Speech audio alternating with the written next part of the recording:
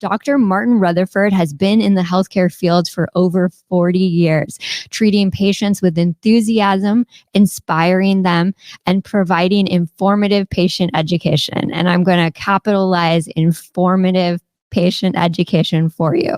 He has been trailblazing a path for patients living with fibromyalgia and other chronic illness conditions.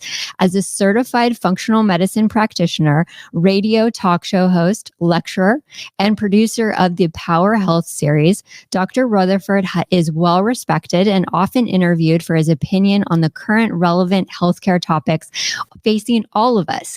He has given over 400 healthcare seminars, and his YouTube channel, reminder on the YouTube channel, and I'll post a link in the comments for all of you to go subscribe.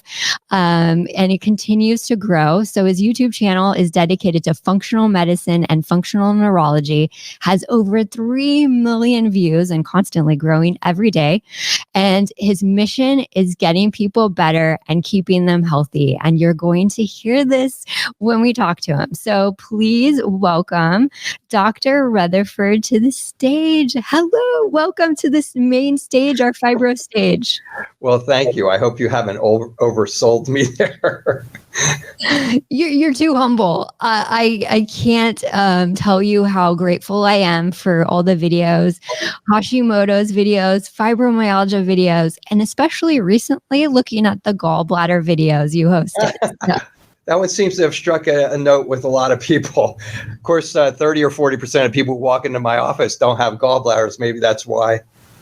Well, I noticed that recently because I had to get my gallbladder removed. So in the fibromyalgia community, I think I watched your video too late. So for those of you out there, please watch the video before, because a lot of us have our gallbladders out in the fibromyalgia community, or we have gallbladder issues, which connects to the thyroid. It does. So we're gonna have a great discussion, and I'm gonna try to keep us on track because, again, I get very enthusiastic about functional medicine and all the great information you have.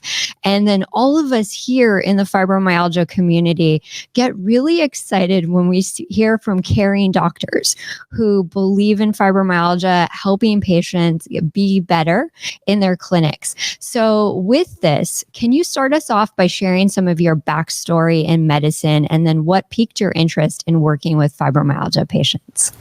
Yeah, my backstory is pretty extensive. I'll give you kind of like the Cliff Notes form of it. If you want, they can look at the fibromyalgia cutting through the BS one that you referred to, and the first 20 minutes I think is my story. Long story short, I was born with a bad gut. I had surgery on my gut when I was less than 6 weeks old. What we now know is once you've had surgery on your gut, you probably have permanent leaky gut. And then I had a really difficult time through my childhood with my digestive system. In retrospect, years later, I got diagnosed with celiac, and in retrospect, my mother was Italian. We had a lot of pasta and bread and pizza, so probably not the best combination there for me. I was always getting passes to go to the bathroom at school, and then stress. It was a stressful, kind of a low income struggle. So a lot of stress in the family. And I developed a little bit of like performance anxiety then. There's a reason I go through all of this. And then later on, about 2021, I got mono. And at the time I was in school, I was very athletic. I was playing 2 sports. I had to cancel an entire sports season. What we now know is that back then when I was 20 or 21 and I got mono, and it lasted for 14 months. So mono should last somewhere between about 4 to 6 weeks. We now know that once you've developed mono back then, the Epstein-Barr virus infection, and it's lasted for 4 to 6 weeks or more than 4 to 6 weeks, I probably had developed my initial attack on my thyroid at that point in time, which Hashimoto's is a big part of a lot of these mystery diseases. And when I started out my studies with Dr. Krasian, it was for chronic fatigue immunodeficiency / fibromyalgia. And we were part of a group that was involved in figuring that out. I get the mono. I have to take a year off from sports. When I get back, I was never the same. I was All-American when I was freshman. By the time I got back after that, people were wondering what was wrong with me. I couldn't run like I used to. I didn't have the energy. I started fighting my weight. Here I am. I'm practicing soccer 3 hours a day, and I'm battling my weight. I'm more fatigued. And I just thought, well, I'm 21. I guess I must be getting old. I never put two and two together at all, as most of us wouldn't. And then over the years, more and more things happened. More and more situations occurred with me physically. And then the big thing that happened was in my 40s, I got my late 40s, mid 40s, I guess, I got pneumonia. I was under an enormous amount of stress at that point in time. Things were going on in my life, and I was stressed. I was vulnerable. I got pneumonia, and boom. Again, I'm down on my back for weeks and weeks and weeks. But more importantly, I started developing this plethora of symptoms. And this is when I started getting the joint pain. And I would tell my wife, every fiber of my being hurts. She certainly thought I was crazy at that point in time. She'd never heard anything like this from me. Difficulty getting out of bed, aches, pains, hair starting to go away. To me, the biggest thing was I was putting on weight, but my gut had gotten really bad. I'd always had a bad digestive system, but now it was a bad digestive system on steroids. So I'm living on chicken soup, basically, and I'm putting on weight. And so and then my journey went to the same thing that probably everybody here has experienced, or most of you have experienced, which is went to the doctor. And I had a lot of doctor friends at that point in time because I was in practice. They were baffled. I'm in Reno, Nevada. At that time, there was a lot of alternative medical practitioners. There still are. I went to them. I knew them. I did what they told me to do. I killed the Epstein-Barr virus. I took the drugs. I did the chelations. I did all of that type of stuff. And God bless them. They were throwing everything in the kitchen sink at me, but I was getting worse. And so eventually, I had already been interested in chronic pain from a musculoskeletal point. Why, as chiropractic, I was practicing chiropractic and physiotherapy and things of that nature, and functional neurology and all that at that point in time. And it was kind of like, why do these people respond to what we do, and why do these people not? I mean, why does this person get an adjustment and do phenomenal, and they think they think you're like great, and then the next person, doesn't think you're so great. And so I was already kind of had a headspace in there. So I was researching that. And then I came across a couple of doctors who were investigating fibromyalgia. And one of them was the one who told me about Dr. Karazian, nobody knew who he was back then. He was a kid. He was a young man who everybody thought was crazy. And because he was the gentleman who kind of brought Hashimoto's to the forefront. And that's kind of my journey. And that's like the uber Cliff Notes journey. But I went through it all. I mean, and that journey took years. It didn't take months. And so I've experienced a lot of that. I think that's why I went to doctors that told me they could help me, that it was clear they knew they couldn't help me, but they had a vulnerable patient there. So, I kind of made notes on that I would never do that to anybody. And I went to other doctors who were totally sincere. And I went to doctors who just completely I had a couple of them work here in the office eventually, who completely believed in this model that they had, which was not entirely the wrong model, but it certainly wasn't going to get me as where I wanted to get. And so then my obvious interest was in getting better. And then as I got better, I thought, wow, maybe this is something I should do for a living, because there's going to be a lot of people who get this based on our knowledge of what's actually causing fibromyalgia, chronic fatigue. I do that because fibromyalgia is at this point would be an incorrect diagnosis, but it has certain meaning. And I think it's a value to still use the term when communicating, particularly with a group like this. So yeah, it was a miserable time. Yeah. Well, you persevered, and then now you're a healthcare provider helping all of us. So Yeah, and it's really wonderful. It's really, it's hard. It's really hard, but when we see the results that we're getting, and we have people getting better, and then it's all worth it. Then it's really, but there's a lot of moving pieces to what your audience is suffering from, and today a lot of those pieces are online. I asked my producer here, like, okay, how many hours do we have? We must have 3,000 hours online, and we've been doing it for a long time. And basically, what I do there is I just share with you my learning process. I share with you what I know, and then what I see being on the front line of dealing with patients and getting more and more and more successful, getting better results, more results in shorter periods of time, and all those types of things. And so sometimes I get emotional about it because, when somebody gets really better, I go back to when I was sick, and then I realize, how much it means. So it's a lot of work. But it's interesting. It's interesting learning things. My mentors, of which Dr. Crosby's one of them, are always researching. So I'm always, several times a year I go to classes to learn their updated stuff, and it's always valuable. And then we plug it into what we already have, and now we have a little bit better product, if you will. So my journey was from being, but my point probably there is for most of you, if you look back, a lot of my patients come in and they go, well, like, okay, I say, what happened? And they go, on April the 13th, 2019, or 2010, that's when it happened. And so that's usually the trigger. And then I usually have to say, look, like me. So what was your life like before then? My life was like, I had surgery at like 6 weeks old. I had mono, I had stress, I had all these things. So in understanding this functionally, you want to go back to your beginning, because all of those pieces are what blew up on you. And those things have to ultimately you ultimately have to go back, and you have to handle those things, as well as what then occurred after your trigger. Like for me, that my big trigger didn't come until I was like, let's say 45. Okay. So that's my journey. That's kind of how I got here. I do like seeing people get well. It's kind of fun.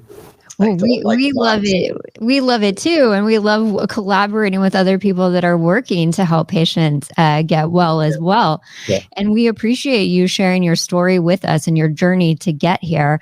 And actually, you're mentioning multiple modalities here, which segues into the next question really well, because you were starting to talk about timeline, history.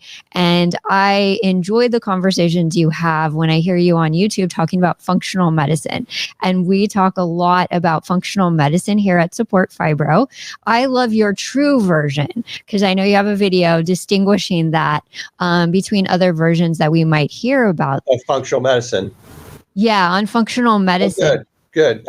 Good. I'm glad. I don't like to, functional medicine is really where it's at. I was there when we weren't calling it functional medicine. I was there when we were going, what do we call this? What do we call this? Do we call this like neurometabolic? Because I was doing functional neurology before I was doing functional medicine, and there was like a battle between the functional neurology group and the functional. No, it's all brain. No, it's all gut. No, guess what? It's both of them and more. And so it was like, what are we going to call it?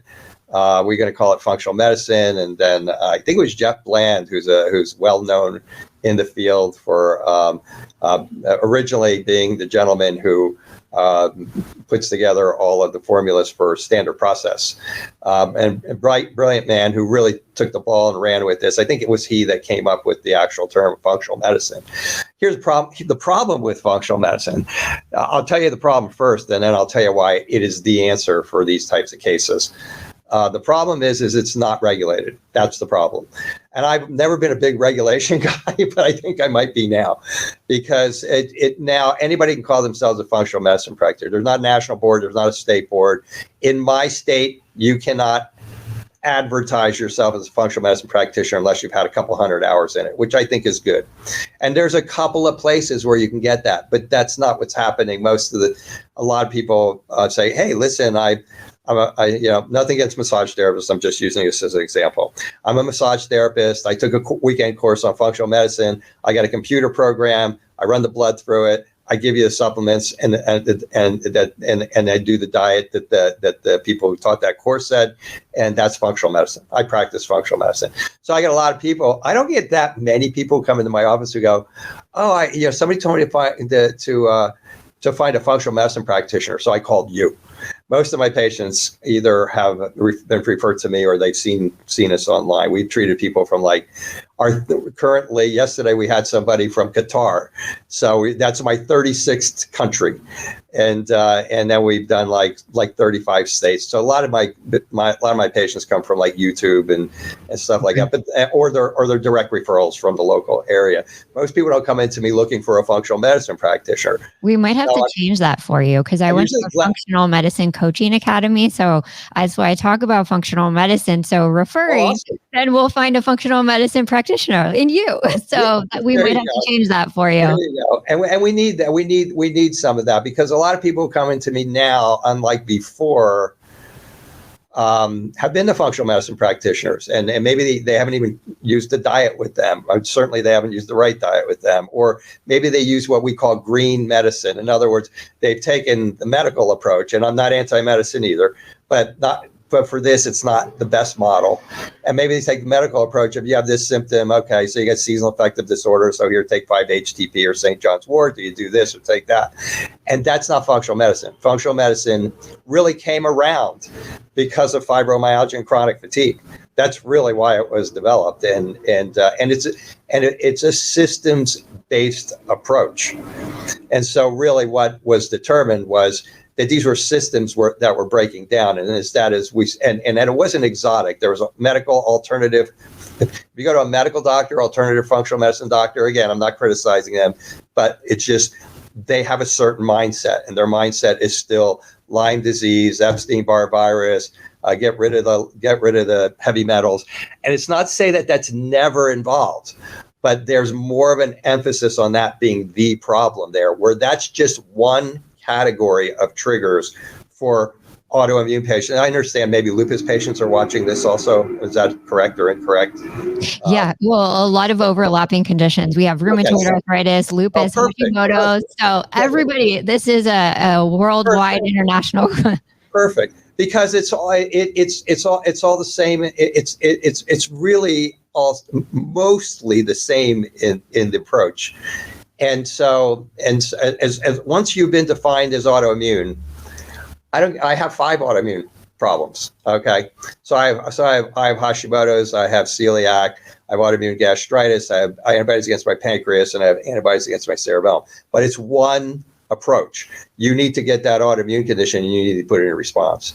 And I mean, you put it, into remission. And so that's the approach. And that's what functional medicine came to understand. And we came to understand that it really wasn't exotic, but that diet really was a big deal. But there's no one diet for everybody. We came to find out that Hippocrates was right in 500 BC when he said, look to the gut for the cause of all sickness and disease. Go figure, right? But one of my colleagues, one of my mentors, was the person who discovered leaky gut, which you can kind of see. You can't see it because there's light, but that chart right there is the original leaky gut. That chart right there is the original leaky gut picture that was drawn by that doctor. And so leaky gut's a big deal. Leaky gut's huge. Chronic stress is huge. So the functional neurology guys are like, look, we're doing brain rehab and we're getting a lot of people improved, but not the way we get them improved now, using the functional medicine. And frankly, here we use the functional medicine and a little bit of the functional neurology approach when the functional neurology is needed.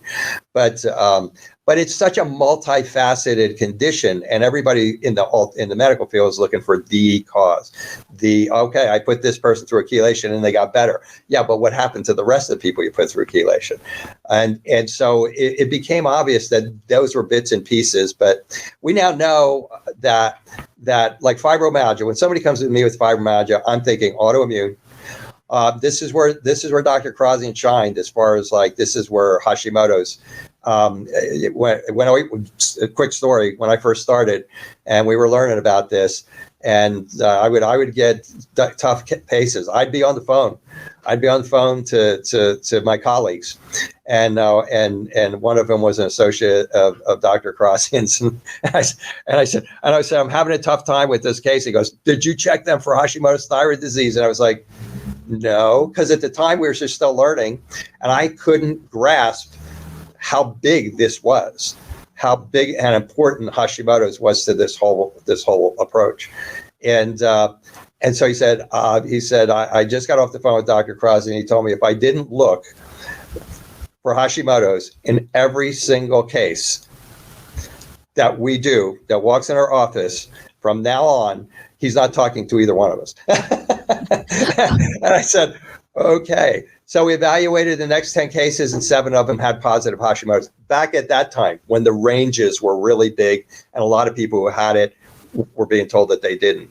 So that was a big breakthrough. The gut was a big breakthrough. Things get out of your gut that should be going into the toilet. No good. No good. Only bad things can happen if you got a leaky gut. And so that's how it evolved. So functional medicine, it's nice because if the person has like most of their organs left, although I have people come in here and they don't have their gallbladder, and they have a sleeve on their stomach, and they're missing their appendix, and they're missing half of their thyroid. I mean, I get that, but we have, but to a degree, you can work on these cases with the beauty is you can work on it with diet. You can work on it with herbs and botanicals and nutraceuticals and those types of things. You can work on it with lifestyle changes, and you can get phenomenal changes in a relatively short period of time if you know how to attack the case. So the thing is, you need to there's no one thing for fibromyalgia. In functional medicine, there's no one, okay, what do you do for us? I know your next question is kind of maybe that, but I'll answer that. But there's so many moving pieces, and there's like 42 triggers that we know of right now. And I know there's going to be more because every year the researchers come up with one more. I think COVID is going to be the next one. Why? Because I've had about 40 people come in here and went, I was fine, I got COVID. I think this is going to be long COVID. I think long COVID is going to be the same thing that your group is having issues with. I could be wrong, but when you're in a clinical, what I try to do online is share with people what I'm seeing, because a lot of times what we're seeing is 5 to 10 years ahead of before somebody finally says something on a national basis. Oh, guess what? This is an autoimmune problem. That happened because of long COVID or something like that. And this way it helps people to maybe get a running start on it. But there's so many moving pieces. You need to know the field. You need to know what all the moving pieces that we know of are, that exist, what they are. Then you need to evaluate that person. You need to do it. We have an extensive history that we have people do. It's 289 questions, and it is hugely diagnostic if the person fills it out, seriously. And then you got to get the right labs, and we don't have to do as much labs as maybe you have read out there online. There's so many different companies out there with so many good tests, but those tests aren't always necessary if you understand the basics of how we do blood panels that are necessary, and they're nothing exotic, but they're full panels. You would be shocked at how much fluctuating blood sugar can be contributing to your pain and your brain problem. And nobody looks at that until you're like diabetic, and you could be pre-diabetic for 10 years or before it shows up on your labs. So that's where the symptoms need to be read. You need to read the tea leaves long before. Otherwise, that person's going to be sick for years because the doctor's never going to treat him. And they don't really treat low blood sugar either. Low blood sugar is a huge problem. This is just one of the 42 things. There you go. This is just one. I mean, those of you who are waking up in the middle of the night and you've tried everything and you're taking melatonin, you're doing all that, check your blood sugar. Let me tell you something. You're probably not eating enough. You're not eating frequently enough, or you're eating junk, and you're waking up in the middle of the night because your brain needs blood sugar, and your brain doesn't take no for an answer. So it puts you in fight flight, which floods your whole system with blood sugar. You wake up, you can't go back to sleep. And what have you been doing for years? For years, you've been taking drugs, you've been taking melatonin, which probably, I'm not a big fan of melatonin either for a lot of reasons, but let's say adaptocrines or St. John's wort, whatever it is. And it's your blood sugar, and everybody's telling you your blood sugar is normal. That's like 1 out of 42 things. So you have to figure all that out.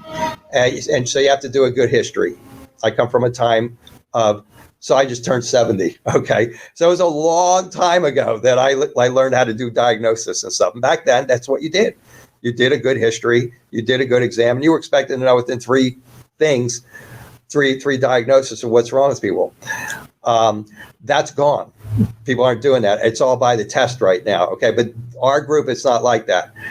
When I saw our group, the people that I've worked with since I got into this, and the people that I'm learning from, like the Karazians and the Vajdanis and the Vasquezes and all of these people who are luminaries in this field, all emphasize hugely good history, good exam. Let that direct your testing. You should only do the testing you need, and you should be able to figure out which of those 42 things are there, and then you have to attack.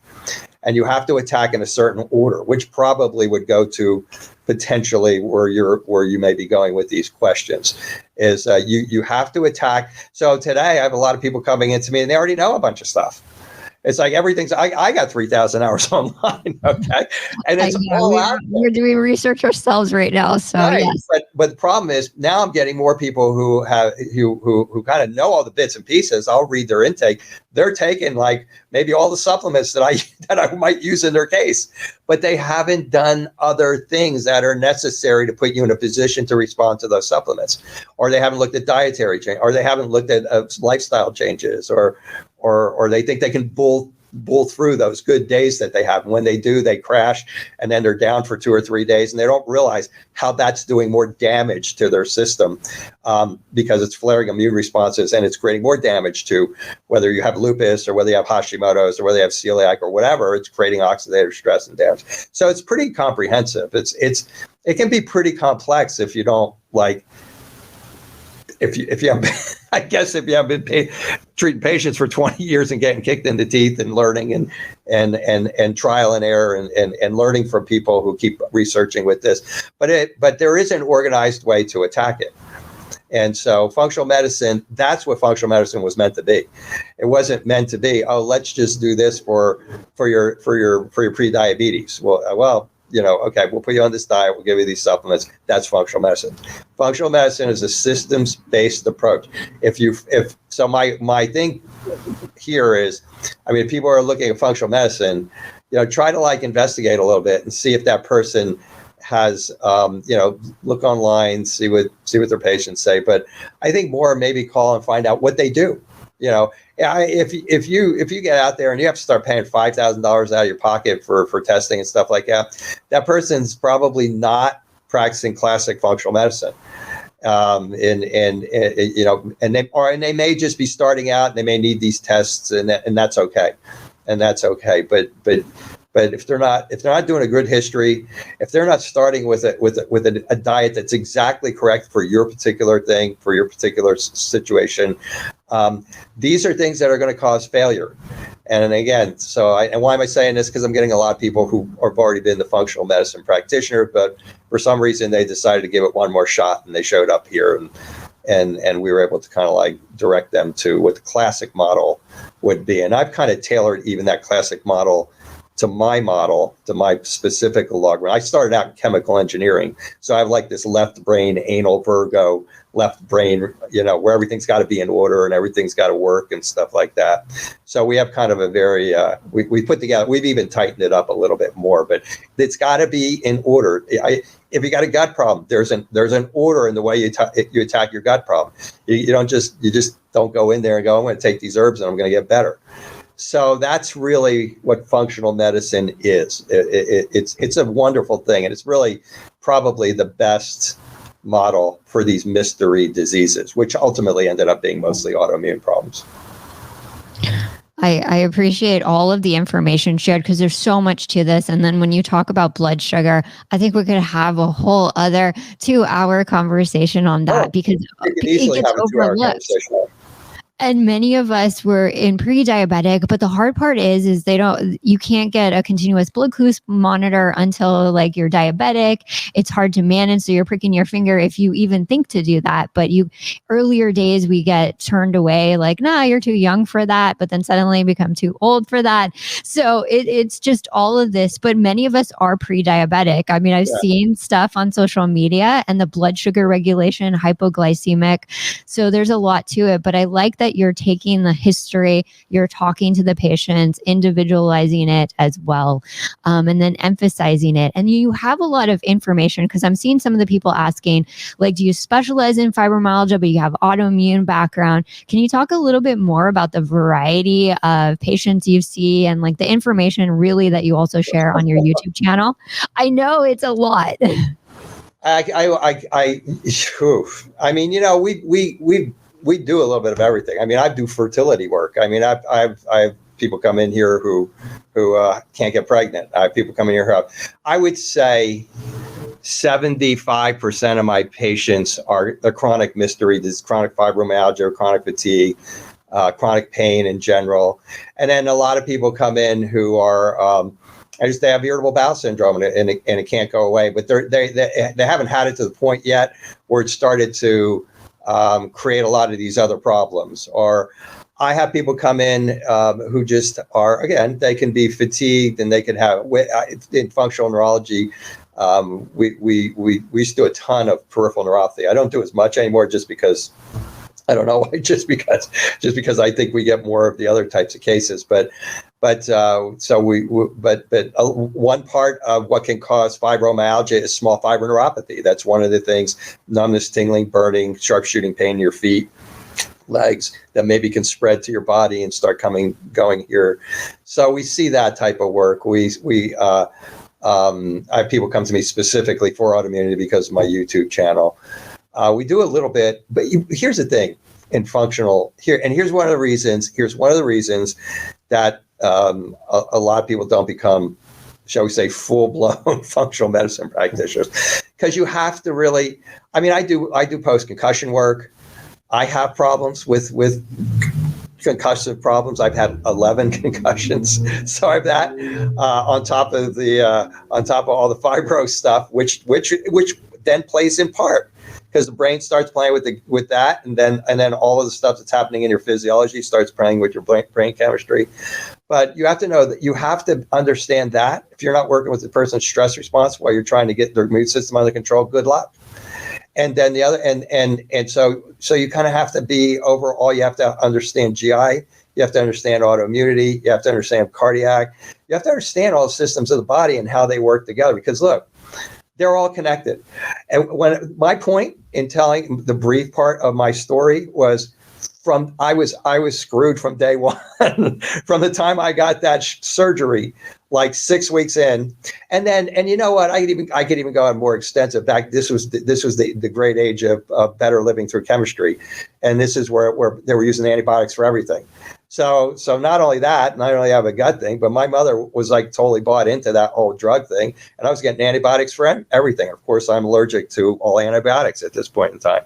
So that breaks down your gut. So you need to know. So you need to. So what do we have online? Oh my God, we have everything online. I mean, we have every type of neuropathy, with dizziness, vertigo, balance. Why?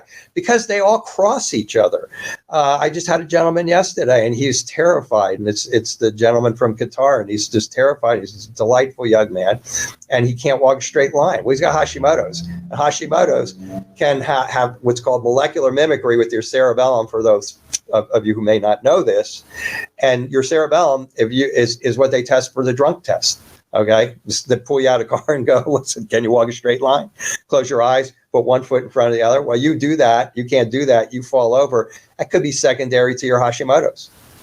In fact, they're now saying that most of the inner ear inflammatory processes are secondary to Hashimoto's, that like in neuronitis and things of that nature. So we treat just about anything that comes in, because what we do is figure out how to get that person's physiology as close to normal as humanly possible, based on where they are and how much they can respond to dietary lifestyle changes, specific dietary changes, nutraceuticals. And it's not about throwing 6 bags of supplements at people. I use maybe 7 or 8 or 9 or 10 supplements in the beginning. I think it's a ton of supplements. Oh my God. I have people coming in here with 3 bags of supplements going, my other doctors, and I'm like, don't even show me that. That's like crazy. And usually by the time we're done, most of our patients aren't even on that many supplements. They're on some supplements because for autoimmunity, there's certain supplements that are just really good to be able to take into the future. But that's once you get everything under control. So, I mean, I treat people, everything. We treat people. We're not an acute care doctor. We're not like, I had this happen yesterday. Do you have a drug or not a drug? Do you have an herb or a botanical for that? Where we're into chronic conditions. Some of my patients, I had one lady the other day, it was phenomenal. She came in here somebody told her she had fibromyalgia. And she kind of had, all of the feelings of not feeling good. And like most patients in this country right now, there's a lot of sick people in this country.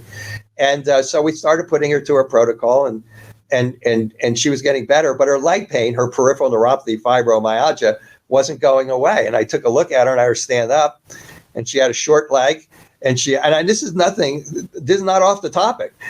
She had a short leg. She had flat feet and it was causing her knees and her hips and her buttocks and her back to hurt, separate from the things that were being caused from the leaky gut and the endotoxins and the stress hormones and the immune inflammation. So you have to look at it from a chemistry point, a neurological point, as well as a musculoskeletal point. Unfortunately, I have a heavy musculoskeletal background, having been in chiropractic and having a physiotherapy department for years and stuff like that. So that's what you're looking at. And I don't care whether you've been diagnosed with fibromyalgia or Hashimoto's or lupus or Sjogren's or rheumatoid arthritis. You're looking at having your entire system evaluated and then figure out which aspects of it are relative to you, and then attack that in the proper order. And most of you can be better. It's really wild, but it's true. It's true. And I wouldn't say that. I wouldn't. I wouldn't give false hope. And we're better at this than we were 15 years ago or whatever. And so, but that's what we treat. I mean, everybody comes in here. It's just a very comprehensive evaluation. And does their evaluation fit with what symptoms or what systems are not functioning right for them that they're looking to have help with? And then if those two things sync, then I accept them as a patient. Okay. Yeah. It's migraines. Well, and we notice all of the multiple conditions in our group. That's why we crossed over. We work with Looms for Lupus. We work with other organizations because we need this information all together. So I know that you're going to be throughout the conference as well, because where can people connect with you through the virtual conference a little bit more or online? So I know we'll post the YouTube link, but how can they sign up to work with you? So I was given this information. powerhealthconsult.com. Okay. And and then we have something called Fibromyalgia Success Tips. We have a little booklet there available. It's an older booklet. It kind of reflects, but it still reflects the core of what fibromyalgia patients need to know. One of the things I think you said you were interested in was, what 2 things would you go after? Right. What is their top 2 tips that? Yeah, there's an order to why you, and the order is a little different for every person once you do the workup. If I were stuck to and I could only say 2 things, I would say brain, gut, brain. I mean, if you had to start somewhere, that would be a good place to start. Some of my mentors would say, diet and blood sugar. And I would say, and I would even add diet, blood sugar, and oxygen. A lot of people don't realize that if they're not getting enough oxygen to their system, if they have anemia, if they have sleep apnea, and you're not using your CPAP, and I get that 60% of you are not using your CPAP, And it's amazing how much oxygen will help your mitochondria to help you to feel better and heal. Your cells need oxygen, proper blood sugar, lack of inflammation, and essential and a couple of other things. But those are the big ones. And it's amazing if you can get the person's diet right from the get-go. We use 2 or 3 diets combined on every visit, depending on every patient. You get the diet right, the blood sugar right, you get the stress response under control. You would be probably shocked at how much better you could feel just doing those basics. Just doing those. And then the gut's big, because the gut's where 80%, it's where 95% of your serotonin is. It's where 80% of your, it's where 80% of your immune system is. We now know the microbiome is communicating with everything in your body. So those would be the things I would say as to where to direct your attention first. And that's helpful too, because we have most control over the things we eat. If we can put it in order and work it and start slow and vary it. So nutrition is, huge. It's huge. It's part of it. And blood sugar regulation, brain health, gut health. Again, we could probably talk for hours, because I know I could talk for hours on any one of those subjects. Well, I'm glad you have the YouTube videos. That's where it's interesting, because you have YouTube videos for each of these topics that people can dive in. They share comments and post, and they can get involved with your programs as well. So I love it. And someone, I think, just posted a link as well to the consult. So I think you have some of your supporters in the audience as well. Oh, cool. So yeah, we have nice things about me. Oh, but if you read the reviews, everyone's saying nice things about working with you. So I think a trip to Reno is in store for all that's happening here as well, with connecting. And I appreciate your time so much. Again, I watch every time there's a notification on your YouTube channel. I'm going to admit this. I'm right there. Usually if I'm not sleeping, I turn on to the video. So. Well, it's always a pleasure to talk to people who maybe could use the information. Oh, we definitely could use the information. We get a lot of these questions. That's why I defer them to your website and the YouTube channel. And I love this because everybody's enjoyed the conversation, and everybody is tuning in here. So I know we have a lot of different questions about insurance and those things, but we're working towards that. But you can't approach it that way if you have 7 minutes in the office with the doctor. So you take your time with the patients. My first consult is usually it's supposed to be 40 minutes. It's usually at least 40 minutes, sometimes 50 minutes, an hour. But yeah. So the consults are important, and the education's important. I've been accused of overeducating, but I think it's why we get better long-term responses, because people understand what we're doing, why we're doing it, why they're taking this supplement. And so if you want to get to the point where you're well and stay better, you need to understand why you got there in the first place. And then you need to understand how you got from there to getting better. And it's not that hard to understand once you've walked through an organized process what your problem is versus maybe the next fibromyalgia patient who went to this fibromyalgia functional medicine practitioner and they gave this diet and they got better, and you went and did it and it didn't work because you're different. Yeah, we have individualized care, and I don't think there can be too much education in the fibromyalgia community. I think as much as possible and differentiating between it. And like I said, you have the gallbladder videos, which people don't necessarily connect to fibromyalgia. We don't talk about, but even that is hugely important. So the fact that you're talking about the gallbladder, you're talking about the thyroid, it's all important. So please continue educating. We appreciate it. We definitely appreciate it. And saying hello to Kevin. I know he's helping. So I loved connecting with the office and all of your team. So I got a great staff. They're awesome. You do. So that's why we got to drive more patients towards you. We appreciate you here. And thank you so much for joining us today and all your dedication to improving patient quality. You're awfully kind. I appreciate that. Oh, I know. I'm going to talk up your thing and go subscribe to the YouTube channel. Everybody go sign up, go visit the booth. There's more information at the booth over here in the exhibit hall. So thanks again, Dr. Rutherford. I know next up we have Dr. Pinkston. So we're going to take a brief pause and come back in just a minute. Thank you.